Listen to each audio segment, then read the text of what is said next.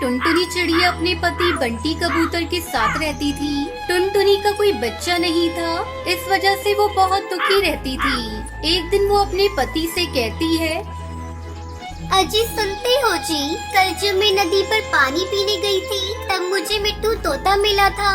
उसने मुझे बताया कि शहर के अनाथालय में बच्चा आया है, क्या मैं उसे गोद ले लूं? ये तो बहुत अच्छी बात है टुनटुनी। अगर हम वो बच्चा गोद ले लेंगे तो हमारे घर में भी खुशियाँ आ जाएंगी। हमारे घर में किसी चीज की कोई कमी नहीं, बस कमी है तो बस एक बच्चे की। अब वो भी पूरी हो जाएगी। तुम आज ही मिट्टू के साथ जाकर बच्चे को लेकर आओ। ठीक है जी, मैं अभी जाती हूँ। तुम घर का ध्यान रखना, मैं शहर जाकर बच्चे को लेकर आती हूँ। तब तक आप लोग कमेंट में बताएं 10 into 10 कितने होते हैं। ऐसा कहकर टुनटुनी मिट्टू के पास जाने लगी। तभी रास्ते में उसे सुंदरी कौवी मिलती है। अरे और बहन, इतनी जल्दी में कहाँ जा रही हो? कोई खास काम है क्या? हाँ सुंदरी बहन, बात तो खास है। मैं मिट्टू तोता के पास जा रही हूँ क्योंकि मैं आज उनके साथ जाकर शहर के अनाथालय से एक बच्चा गोद लेने वाली हूँ। अरे टुनटुनी, ये तो वही बात हो गई, गोद में बच्चे और शहर में ढिंढोरा। अरे ये कौन सी पहेलियाँ बुझा रही हो सुंदरी? मुझे तुम्हारी बातें बिल्कुल समझ में नहीं आ रही है। मुझे जाने दो, मुझे देर हो रही है। अरे पगली, तुमने मेरे कहने का मतलब नहीं समझा। मेरा मतलब है मैंने 2 अंडे दिए हैं और 2 अंडों का मैं ठीक से देखभाल नहीं कर पा रही हूँ, तो 1 अंडा तुम ले लो। ये तुम क्या कह रही हो सुंदरी? भला एक माँ कैसे अपने अंडे को किसी और को दे सकती है? टुनटुनी, मैं अपना अंडा तुम्हें ऐसे थोड़ी ना दूंगी। मैं अपना 1 अंडा 200 रुपए में तुम्हें बेचूंगी। अगर तुम्हें लेना है तो मेरा 1 अंडा तुम खरीद लो, नहीं तो मैं किसी और को अपना 1 अंडा बेच दूंगी। इस तरह सुंदरी अपने एक अंडे को 200 रुपए में बेच देती है। समय गुजरने लगता है और अंडे से कौवी बाहर आती है। नन्ही कौवी को देखकर टुनटुनी बहुत खुश होती है। एक दिन वो नन्ही कौवी टुनटुनी से पूछती है, मम्मा, आप तो बहुत गोरी हो और मैं इतनी काली। बिटिया, सब ऊपर वाले की माया है। काला या गोरा बनाना सब उसके ही हाथों में है। समय के साथ साथ वो बच्ची थोड़ी बड़ी हो जाती है। एक दिन टुनटुनी अपनी बच्ची को लेकर नदी पर पानी पीने गई थी। तभी सुंदरी भी आ जाती है। लगता है ये मेरी ही बेटी है, बिल्कुल मेरी तरह है। ये कितनी प्यारी है। मैंने अपनी बच्ची को इस दुनिया में आने से पहले ही बेच दिया था। शायद इसी की भगवान ने मुझे सजा दी थी कि मेरा दूसरा अंडा फूट गया। अब मैं इस टुनटुनी से अपनी बेटी वापस लूंगी। अरे टुनटुनी, ये बच्ची तो मेरी है। ये अंडे से बाहर आई है ना, जिसे मैंने तुझे 200 रुपए में बेचा था। अब मुझे मेरी बेटी वापस चाहिए। ये ले तू अपने 200 रुपए और मेरी बेटी मुझे वापस कर दे। ये तुम क्या कह रही हो सुंदरी? ये बच्ची मेरी है। मैं अपनी बच्ची को बहुत प्यार करती हूँ। इसके बगैर मैं मर जाऊंगी। तुम चली जाओ यहाँ से। मैं तुम्हें अपनी बच्ची नहीं दूंगी।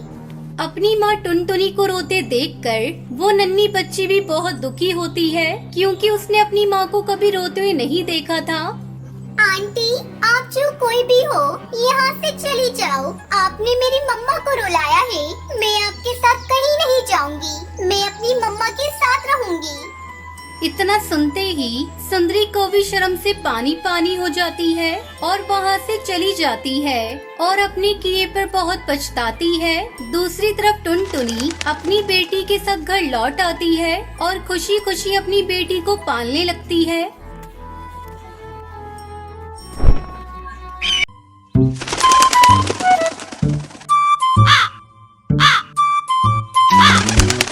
नैनीताल के जंगल में टुनटुनी चिड़िया अपनी माँ टूनी चिड़िया के साथ रहती थी। उसके पिता की मौत बचपन में ही हो गई थी। तब टूनी चिड़िया ने टुनटुनी को माँ और बाप दोनों का प्यार दिया। टुनटुनी अब बड़ी हो गई थी और उसकी शादी की चिंता टूनी चिड़िया को सताने लगी। एक दिन जंगल का मुखिया कड़कनाथ कौआ टूनी चिड़िया के घर आता है। कहो भाभी, कैसे हो? सब कुछ बढ़िया चल रहा है ना? मुखिया जी, आप बताइए, कहिए कैसे आना हुआ? तुम्हारी बिटिया के लिए रिश्ता लेकर आया हूँ। शहर में मेरी मौसी का बेटा है। तुम कहो तो बात आगे बढ़ाऊं। वैसे आजकल मौसी मेरे पास आई हुई है। कल उनका बेटा भी आने वाला है। तुम चाहो तो कल ही टुनटुनी को दिखा देते हैं। ठीक है मुखिया जी, एक न एक दिन बेटी को विदा तो करना ही है। अगले दिन मुखिया की मौसी चंपा कौवी और उसका बेटा कालू टुनटुनी को देखने आते हैं। बहन जी, मुझे तो टुनटुनी पसंद है। बस मेरा बेटा हाँ कह दे, फिर लेन देन की बातें भी हो जाएंगी। थोड़ी देर तक कालू टुनटुनी से बात करता है और फिर अपनी हामी भर देता है। मुबारक हो बहन जी, अब आपकी बेटी मेरी हुई। लेकिन दहेज में मुझे 2 लाख रुपए नगद चाहिए। मेरा बेटा अपने काम को आगे बढ़ाना चाहता है, इसमें पैसे तो लगेंगे ही। वैसे भी मैं आपसे बहुत थोड़ा दहेज मांग रही हूँ। आप लोग गांव के हैं और हम लोग शहर के। शहर में शादी करने के लिए बहुत सारा दहेज देना पड़ता है।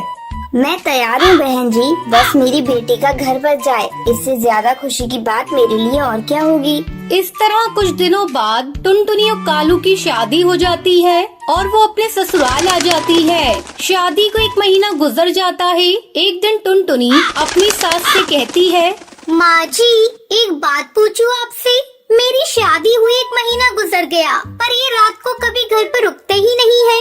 आखिर इनका ऐसा कौन सा काम है जिसे वो दिन में नहीं कर सकते?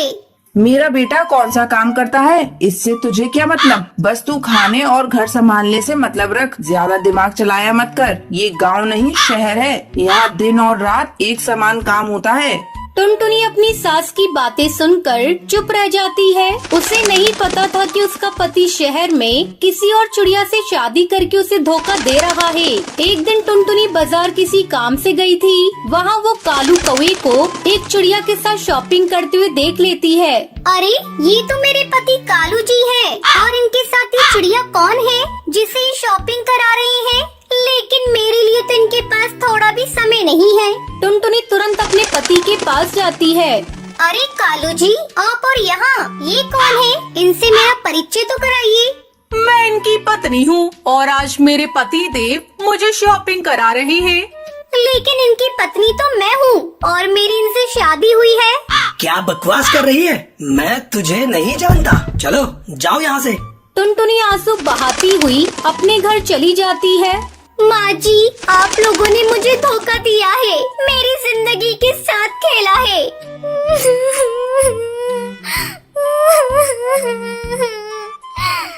तभी कालू कौवा भी घर चला आता है। माँ, अब इस गवार का कोई काम नहीं, हम आज ही इसका काम तमाम कर देते हैं। दोनों माँ बेटे मिलकर टुनटुनी को एक नदी में ले जाकर फेंक देते हैं। बचाओ, बचाओ, मैं डूब जाऊंगी, मुझे तैरना नहीं आता। तभी उस नदी के पास पानी पी रहा एक हाथी का बच्चा टुनटुनी की आवाज सुनता है। वो किसी तरह टुनटुनी को नदी में डूबने से बचा लेता है। टुनटुनी अपने साथ शहर में हुए अत्याचार को अपनी माँ को नहीं बताती। नहीं नहीं, मैं अपनी माँ को कुछ नहीं बताऊंगी, नहीं तो मेरी माँ ये सदमा बर्दाश्त नहीं कर पाएगी और मर जाएगी और मैं वापस अपने ससुराल भी नहीं जाऊंगी। मैं खुद से अपना एक नया घोंसला बनाऊंगी। फिर टुनटुनी चिड़िया नदी किनारे एक पेड़ पर एक घोंसला बनाती है और आराम से उसमें खुशी खुशी रहने लगती है।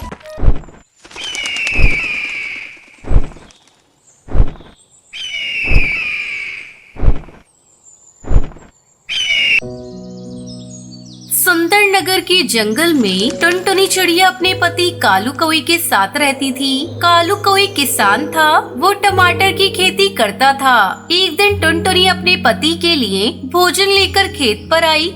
ओ रानी के बापू, मैं आपके लिए भोजन लेकर आई हूँ, जल्दी से आकर खा लो, नहीं तो भोजन ठंडा हो जाएगा। अभी आया भाग्यवान, पौधे में पानी डाल रहा हूँ। ठीक से पानी नहीं डाला तो पौधे सूख जाएंगे। तब तक आप लोग कमेंट में बताएं 132 - 10 कितने होते हैं। थोड़ी देर बाद कालू कौवा पौधे में पानी डालकर आता है और भोजन करने लगता है। तभी एक व्यापारी उसके खेत पर टमाटर खरीदने आता है। कालू भोजन करके व्यापारी को टमाटर देता है। ये क्या साहब, ये पैसे तो बहुत कम हैं। साहब, इतने कम रुपए में तो मेरी लागत भी नहीं आएगी। भाई, मैं तो तुम्हें इतने ही पैसे दूंगा। अगर तुम्हें ज्यादा पैसे चाहिए तो तुम दूसरे व्यापारी को अपने टमाटर बेच दो। ठीक है साहब, आप जो दाम देंगे मुझे मंजूर है। व्यापारी टमाटर लेकर वहाँ से चला जाता है। कालू कौवा सारे पैसे टुनटुनी चिड़िया को दे देता है। ये तो बहुत कम पैसे हैं जी, क्या करूं? टुनटुनी, कुछ समझ में नहीं आता। इतनी मेहनत करके टमाटर उगाता हूँ पर मन मुताबिक दाम ही नहीं मिलता। मेरी बात मानो, अब से व्यापारी को टमाटर बेचना बंद करो। खुद से अपने टमाटर को बाजार में ले जाकर बेचो, इससे हमें ज्यादा मुनाफा होगा। अगर मैं टमाटर बेचने बाजार चला जाऊंगा तो खेत की देखभाल कौन करेगा? और अगर अच्छी देखभाल नहीं होगी फसल सूख जाएगी। तुम खेत की चिंता क्यों करते हो जी? मैं और रानी बेटी है ना, हम दोनों मिलकर खेत की अच्छी तरह से देखभाल करेंगे। अब तो अपनी रानी बेटी भी बड़ी हो गई है, हम दोनों अच्छे से सारा काम कर लेंगे। शाम हो गई है, चलो घर चलते हैं। 2-3 दिन बाद कालू अपने खेत से टमाटर तोड़ता है और एक ठेले पर रखकर उसे बाजार में बेचने जाता है।